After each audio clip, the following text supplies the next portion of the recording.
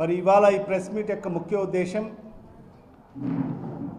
Guntur east మాజీ శాసనసభ్యులు మరి పెద్దలు ముస్తఫా గారిని మరి ఆయన తనయుడు మీద మరి ఈరోజు కూటమి ప్రభుత్వం అక్రమ కేసులు పెట్టి కిడ్నాప్ కేసు పెట్టి హత్య ఆరోపణలు చేస్తూ మరి ఆయన మీద కేసులు పెట్టి మరి ఈరోజు ఇప్పుడే అరెస్ట్ చేశారని చెప్పి కూడా వార్తలు వినడం జరుగుతూ ఉంది. మరి దీన్ని ఈరోజు మేము తీవ్రంగా వైఎస్ఆర్ కాంగ్రెస్ పార్టీ ఖండిస్తూ ఉంది. వైఎస్ఆర్ కాంగ్రెస్ పార్టీలో ఉండే ప్రతి ఒక్క నాయకుడు ఏదైతే ఈ అక్రమ అరెస్ట్ని తీవ్రంగా ఖండిస్తూ ఉన్నాం. ఎందుకంటే ముస్తఫా గారు గుంటూరు ఈస్ట్ నియోజకవర్గానికి 2 పర్యాయాలు శాసనసభ్యుడిగా పనిచేయడం జరిగింది. 2014 నుంచి 19 వరకు, 19 నుంచి 24 వరకు 2 పర్యాయాలు శాసనసభ్యుడిగా పనిచేయడం జరిగింది. ముస్తఫా గారు సౌమ్యుడు, ఒక మంచి వ్యక్తి, ప్రతి ఒక్కరికి కూడా తన వంతు సహాయం చేసే గుణం కలిగిన వ్యక్తి. మరి ఏనాడు కూడా ఆయన 10 ఏళ్ల రాజకీయ చరిత్రలో ఏనాడు కూడా ఎవరిని కూడా ఇబ్బంది పెట్టిన పరిస్థితి లేదు. గుంటూరు ఈస్ట్ నియోజకవర్గంలో ఎంతవరకు కూడా ఆయన చేతనైనంతవరకు ఆ గుంటూరు ఈస్ట్ నియోజకవర్గ ప్రజలకు సహాయ సహకారాలు అందించిన వ్యక్తే ముస్తఫా గారు. సామాన్య పేద బడుగు బలహీన వర్గాలకు అందరికీ కూడా ప్రతి ఒక్కరికి అందుబాటులో ఉంటూ ఆయన చేతనైనంత సహాయం చేసిన వ్యక్తి మరి ముస్తఫా గారు. మరి అదే రీతిలో ఆయన ఒక వ్యాపారస్తుడు, పొగాకుకు సంబంధించిన పెద్ద వ్యాపారస్తుడు. మరి ఆయన వ్యాపారంలో మనందరికీ కూడా తెలిసిన విషయమే, వ్యాపారస్తులు ఎవరైనా కూడా లావాదేవీలు ఉంటాయి. మరి ఆ పొగాకు వ్యాపారంలో మరి ఆయన కొందరికి అడ్వాన్స్ రూపంలో చెల్లిస్తూ ఉంటారు. ఏ వ్యాపారస్తుడు కూడా, పెద్ద వ్యాపారస్తుడు మరి అక్కడ ఉండే రైతులకు మరి ఎవరైతే పొగాకు సప్లై చేసే వాళ్లకు ముందుగానే అడ్వాన్స్ రూపంలో డబ్బులు చెల్లిస్తూ ఉంటారు. మరి ఆ పంట వచ్చిన తర్వాత ఆ మధ్యవర్తులు అందరూ కూడా మరి ఆ పొగాకును తీసుకొచ్చి వాళ్లకు సప్లై చేస్తూ ఉంటారు. ఇది వ్యాపారంలో ఎక్కడ కూడా జరిగే పరిస్థితి. మరి అలాంటిది ముస్తఫా గారు మరి వాళ్ళ కుటుంబీకులు అందరూ కూడా చెప్తున్నది ఏంటంటే, మరి ఎవరైతే ఇతని మీద కేసు పెట్టారో మరి అతనికి ముస్తఫా గారు పొగాకు సప్లై చేసేదానికోసం ఆయనకు అడ్వాన్స్గా డబ్బులు చెల్లించడం జరిగింది. మరి ఆయన ఆ పొగాకు వచ్చిన తర్వాత మరి ఎవరైతే డబ్బులు తీసుకున్నాడో ఆ వ్యక్తి మరి అతనికి ముస్తఫా గారికి ఆ పొగాకు సప్లై చేయలేదు. మరి అనేక సందర్భాల్లో విన్నవించినా కూడా ఆయన సప్లై చేయకోకుండా, ఆ డబ్బులైనా రిటర్న్ చేయకోకుండా మరి ఇతరులకు ఆయన సప్లై చేస్తూ ఉంటే మరి వీళ్ళు ఏం చేశారు, మరి ఏదైతే ఆయన సప్లై చేస్తున్న లారీలను నిలబెట్టి మరి ఆ లారీలను తీసుకొని పోయి మరి పెదకాకాని స్టేషన్లో మరి పోలీసులకు అప్పచెప్పడం జరిగింది. ఇక్కడ మనం వినాల్సింది ఏంటంటే, ఇతనేది లా అండ్ ఆర్డర్ చట్టాన్ని అతని చేతుల్లో తీసుకోలేదు. మరి ఎవరైతే ఇతరులకు అక్రమంగా సప్లై చేస్తున్న ఆ లారీలను నిలుపుదల చేసి మరి ఆ లారీలను తీసుకొచ్చి పెదకాకాని పోలీస్ స్టేషన్లో మరి అక్కడ అప్పచెప్పడం జరిగింది. మరి ఎక్కడైనా పోలీస్ స్టేషన్లో అప్పచెప్తే మరి వీళ్ళు కంప్లైంట్ కూడా చేయడం జరిగింది. మరి అలాంటి పరిస్థితుల్లో పోలీసులు ఏం చేయాలి? మరి ఎవరైతే డబ్బులు తీసుకొని మరి అతనికి సరుకు సప్లై చేయలేదో అతని మీద కేసులు పెట్టాలా? మరి ఈరోజు ఈ కూటమి ప్రభుత్వంలో మనం చూస్తూ ఉంటే రివర్స్ కేసులు జరుగుతూ ఉన్నాయి. రివర్స్ కేసులు మనపైనే వేసేసి ఈరోజు మన పార్టీ నాయకుల్నే ఇబ్బంది పెట్టే కార్యక్రమాన్ని మరి ఈరోజు ఈ కూటమి ప్రభుత్వంలో మనం చూస్తూ ఉన్నాం. దానికి ఇప్పటికీ అనేక ఉదాహరణలు ఉన్నాయి. మరి ఈరోజు ఈ ప్రభుత్వంలో బీసీలు అంటే గిట్టదు చంద్రబాబు నాయుడు గారికి.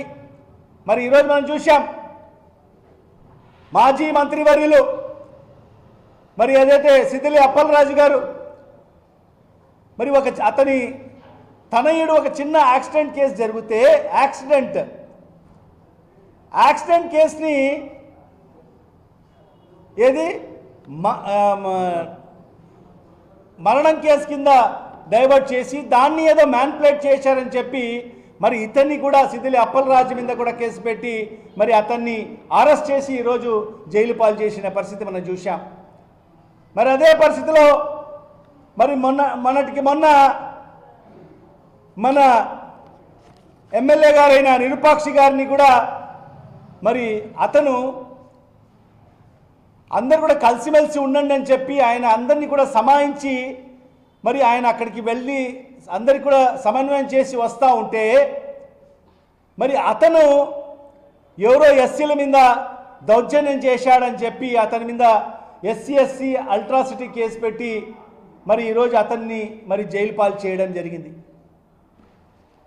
మరి అదే రీతిలో మరి ఈరోజు ముస్తఫా గారిని కూడా మరి వాళ్ళ తనయుడిని కూడా అక్రమ కేసులు పెట్టి ఈరోజు అతన్ని అరెస్ట్ చేశారని చెప్పి ఇప్పుడే వార్తలు వినడం జరిగింది. మరి ఈరోజు ఈ కూటమి ప్రభుత్వంలో మరి ఎక్కడైనా లా అండ్ ఆర్డర్ ఉందా అని చెప్పి ఈ సందర్భంగా నేను ప్రశ్నిస్తున్నాను. ఈ రాష్ట్రంలో రెడ్ బుక్ పరిపాలన కొనసాగుతూ ఉంది. ఈరోజు లోకేష్ రచించిన రెడ్ బుక్ మరి వాళ్ళు ఏమనుకుంటే అది రివర్స్ కేసులు ఎవరైతే కంప్లైంట్ ఇచ్చారో అవతల వాని మీద ఎవరైతే కంప్లైంట్ ఇచ్చారో కంప్లైంట్ ఎవరి మీద ఇచ్చారో వాళ్ళ మీద కేసులు పెట్టకోకుండా ఎవరైతే కంప్లైంట్ ఇచ్చారో వాళ్ళ మీద ఈరోజు ఏం కేసు రివర్స్ కేసు ఏంటి లేలే ఇది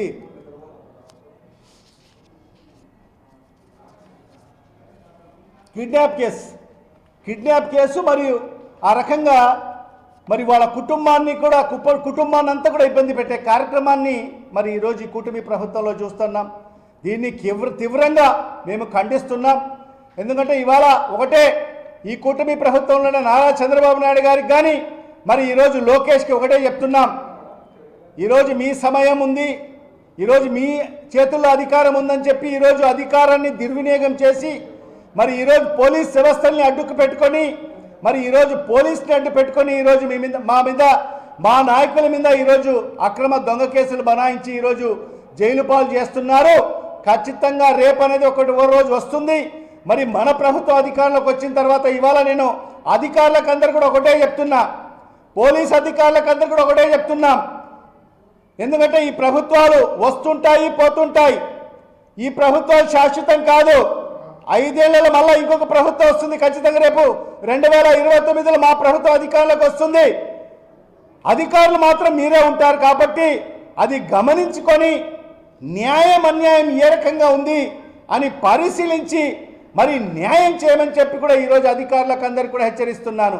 లేని పక్షంలో మీరందరూ కూడా ఇబ్బందులు పడే పరిస్థితి ఖచ్చితంగా రాబోతుంది. ఎందుకంటే మా నాయకుడు చెప్పాడు, ఖచ్చితంగా రేపు మన ప్రభుత్వం వచ్చిన తర్వాత మరి ఎక్కడ సప్త సముద్రాలు ఉన్నా కూడా వదిలిపెట్టే పరిస్థితి ఉండబోదు. ఎవరైతే ఈ ప్రభుత్వానికి తల ఒగ్గి ఈరోజు ప్రజాప్రతినిధులు తల ఒగ్గి ఊడిక కాసి ఈరోజు మన నాయకుల మీద అక్రమంగా దొంగ కేసులు బనాయిస్తున్నారో మరి ఆ అధికారులకు హెచ్చరిస్తున్నాం. ఖచ్చితంగా తస్మాత్ జాగ్రత్త. మా ప్రభుత్వ అధికారులకు వచ్చిన తర్వాత ఖచ్చితంగా న్యాయం ఉందా మీరందరికీ కూడా దోషులుగా నిలబడాల్సిన పరిస్థితి ఏర్పడుతుంది. ఖచ్చితంగా మీకు దోషులుగా నిలబెట్టి మరి చట్టపరమైన చర్యలు కూడా చేపడతామని చెప్పి కూడా ఈ సందర్భంగా హెచ్చరిస్తున్నాము. ఖచ్చితంగా ఇవాళ ముస్తఫా గారి కుటుంబానికి జరుగుతున్న అన్యాయం మరి చూస్తున్నాం. గత 4-5 రోజులుగా మరి ఆ కుటుంబాన్ని ఏ రకంగా వేధిస్తున్నారు. మరి విచారణని పేరు చెప్పుకొని ఇన్వెస్టిగేషన్ ఆఫీసర్ అని చెప్పి ఒక డిఎస్పీ ఏలూరు నుంచి సమయం సందర్భం లేకోకుండా ఎక్కడ అరెస్ట్ వారెంట్ లేకోకుండా, అరెస్ట్ వారెంట్ కూడా లేకోకుండా ఇంట్లో అర్ధరాత్రి వచ్చి మరి ఆ కుటుంబ సభ్యుల్ని మరి ఏ రకంగా ఇబ్బంది పెడుతున్నారు అంటే మైనార్టీలు అంటే అంత చులకనా అని చెప్పి ఈ సందర్భంగా నేను ప్రశ్నిస్తున్నాను. మరి ఈరోజు ఈ చంద్రబాబు నాయుడు గారి ప్రభుత్వం ఈరోజు కూటమి ప్రభుత్వంగా ఈరోజు బీజేపీతో జత కట్టడం వల్ల మరి ఈరోజు మైనార్టీలకు భద్రత లేకపోయిందని చెప్పి కూడా ఈ సందర్భంగా నేను తెలియజేసుకుంటున్నా. అనేక సంఘటనలు మనం చూశాం ఈ 2 సంవత్సరాల కాలంలో.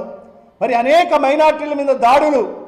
మరి ఈరోజు ఒక మాజీ శాసనసభ్యుడికే భద్రత లేకపోతే సామాన్యమైన ప్రజలకు ఏ రకంగా ఈ రాష్ట్రంలో భద్రత ఉంటుందని చెప్పి కూడా ఈ సందర్భంగా నేను ఈ కూటమి ప్రభుత్వ పెద్దలకు నేను ప్రశ్నిస్తున్నాను.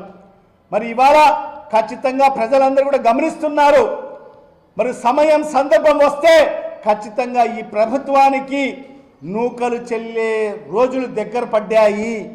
మరి ప్రజలు ఖచ్చితంగా ఓటు రూపంలో సమాధానం చెప్తారు. రేపు స్థానిక సంస్థల ఎన్నికలు జరగబోతాయి. మరి ఆ స్థానిక సంస్థల్లో ఖచ్చితంగా ఈ రాష్ట్ర ప్రజలు మరి ఈ కూటమి ప్రభుత్వంలో ఉన్న రాజకీయ పార్టీలన్నిటికీ సమాధి కట్టే పరిస్థితి ఏర్పడుతుందని చెప్పి కూడా ఈ సందర్భంగా తెలియజేసుకుంటూ ఖచ్చితంగా ఇవాళ వైఎస్ఆర్ కాంగ్రెస్ పార్టీ మరి ఏదైతే మాజీ ఎమ్మెల్యే గారైన ముస్తఫా గారికి అండదండగా ఉంటుంది, ఆ కుటుంబానికి ఎల్లవేళలా అండదండగా ఉంటుందని చెప్పి కూడా ఈ సందర్భంగా తెలియజేసుకుంటున్నా.